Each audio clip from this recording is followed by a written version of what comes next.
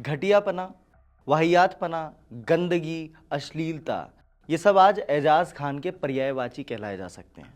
बीच show में contestants को sexual positions try करने के लिए कहना, ये एक दरिंदगी के सरताज वाले दिमाग में ही आ सकता है। एक्स बिग बॉस कंटेस्टेंट ने एक ऐसी हरकत की है जिसके बाद आने वाले समय में हो सकता है कि एजाज खान का नाम गाली के रूप में भी कंसिडर किया जाए। उल्लू ऐप पर दिखाए गए इस कंटेंट के मुताबिक देखा जाए तो किसी पॉर्न साइट और इस ऐप में ज़्यादा डिफरेंस अब नज़र नहीं आता।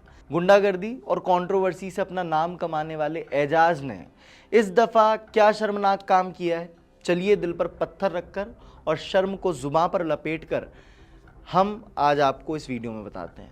हालांकि रिक्वेस्ट करूंगा कि ये वीडियो स्पेशली 18+ एज ग्रुप वाले लोग ही देखें, क्योंकि पूरी कहानी को अच्छे से समझाने के लिए हमने कुछ तस्वीरों का इस्तेमाल किया है उस शो की, जिन्हें एडल्ट लोग देखें तो बेहतर होगा।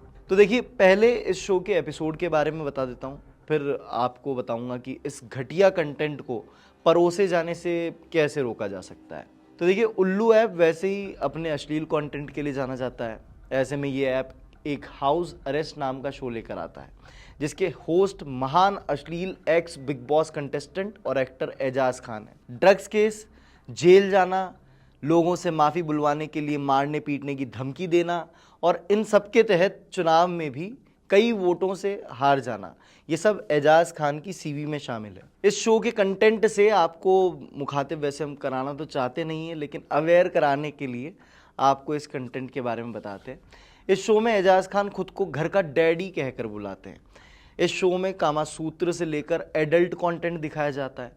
शो के प्रतिभागी भी इस अश्लीलता में बढ़िया से हिस्सा लेते हैं। महिलाओं से लेकर पुरुषों में कोई भी इसका विरोध करता नजर नहीं आता। क्या है वायरल एपिसोड का सच? अब इस शो के एक घटिया एपिसोड में जो हुआ वो आपको बताता हूँ। एक फीमेल कंटेस्टेंट से एजाज सेक्सुअल पोजीशंस के बारे में बात करते हैं, पता नहीं क्यों, मतलब कोई ज़रूरत है नहीं पर कर रहे हैं। और फीमेल कंटेस्टेंट साफ तौर पर बात करते वक्त झिझकती नज़र आती है और कहती है कि मुझे इनके बारे में ज़्यादा कुछ नहीं पता। ऐसे में एजाज, जो कि काफ़ी निपुण है, शायद इन सब की नॉलेज उनको बहुत ज़्यादा है, तो वो उसे बीच शो में दूसरे कंटेस्टेंट्स से एग्जाम्पल के तौर पर पोजीशंस ट्राई करवा कर दिखवाते हैं। अब देखिए, ताली एक हाथ से तो बजती नहीं है, और यहाँ एक हाथ एजाज का था तो दूसरा हाथ फेम के लिए अपने ईमान और एथिक्स को बेच चुके कंटेस्टेंट्स का। कंटेस्टेंट्स काफ़ी लुत्फ उठाते हुए, गंदी से गंदी अश्लील आवाज़ें निकालते हुए ये सब OTT प्लेटफॉर्म पर इत्मीनान से करते नज़र आते हैं। इस एपिसोड को देखने के बाद कोई भी आराम से ये कह पाएगा कि गंदा, घटिया, वाहियात और फिर एजाज का ये शो। ये वीडियो जब ट्विटर पर आया तो लोगों ने न जाने कितने हज़ारों किलो की गालियां एजाज के लिए लिखी। लोग सेव आवर किड्स कैप्शन के साथ इस शो का वीडियो शेयर कर रहे हैं। लेकिन ऐसा कंटेंट आखिर OTT पर आया कैसे? क्या हमारे बच्चों को हम ये दिखाने के लिए तैयार कर रहे हैं? क्योंकि स्मार्ट टीवी सबके घर में आ चुकी है। ऐसा कंटेंट अगर उल्लू ऐप पर दिखाया जा रहा है पैसे कमाने के लिए, तो बाकी OTT प्लेटफॉर्म्स भी ऐसा दिखा सकते हैं आने वाले टाइम में। हालांकि ऐसा घटिया कंटेंट किसी तक ना पहुंचे, इसके लिए मॉनिटरिंग और सेंसरशिप, इनकी ज़रूरत अब नज़र आती है। शायद आए दिन नए OTT प्लेटफॉर्म लॉन्च हो रहे हैं जो औने पौने दामों में अश्लील और एरोटिक घटिया कंटेंट उसे परोस रहे हैं, और इसमें सबसे आगे ये उल्लू ऐप ही चल रहा है। पहले से रडार में है उल्लू ऐप। देखिए, पहले भी उल्लू ऐप के खिलाफ कार्रवाई की मांग उठ चुकी है। बाल अधिकार संरक्षण आयोग ने उल्लू ऐप पर बीते साल मार्च के महीने में कार्रवाई की मांग की थी।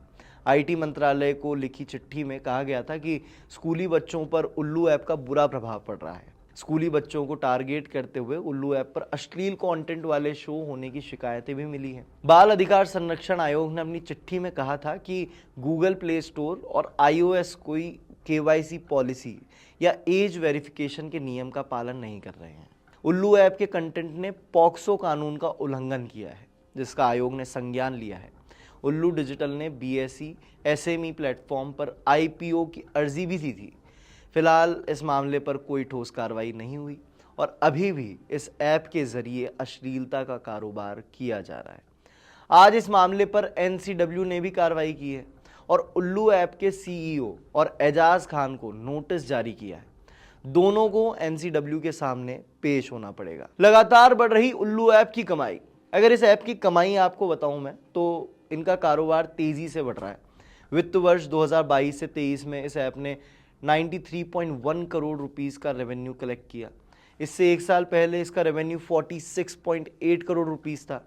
यानी एक ही साल में कंपनी का रेवेन्यू 2 गुना हो गया। देखिए, एक और तो कंपनी का मुनाफा हो रहा है, लेकिन दूसरी ओर बड़े स्तर पर, बड़े स्केल पर देखें तो समाज का नुकसान हो रहा है। मुनाफे पर नजर डालें तो कंपनी ने 2 साल में 4 गुना मुनाफा किया है। जहां 2022 में कंपनी का मुनाफा 3.90 करोड़ रुपए था, वहीं अब 2023 में ये बढ़कर 15.10 करोड़ रुपए हो गया है। Startup data intelligence platform the credible के मुताबिक कंपनी के फाउंडर और सीईओ विभू अग्रवाल के पास कंपनी की करीब 65% की हिस्सेदारी है। बीते कई सालों में विभू अग्रवाल लगातार इस बात की वकालत करते आए हैं कि किस तरह उनके ऐप का अश्लील कारोबार एकदम सही है। अब देखिए, बच्चों तक ये कंटेंट ना पहुंचे, इसके खिलाफ सरकार अगला कदम कब उठाती है, उठाती भी है या नहीं, ये तो आने वाला वक्त ही बताएगा। लेकिन एजाज खान और कंटेस्टेंट्स के खिलाफ सख्त से सख्त एक्शन हो, इसकी डिमांड फिलहाल हर कोई कर रहा है। आपका क्या कहना है इस पूरा पॉर्न साइट कम ओटीटी प्लेटफॉर्म के कंटेंट पर? हमें कमेंट सेक्शन में बताएं और देखते रहें इंडिया टीवी शोबिज़।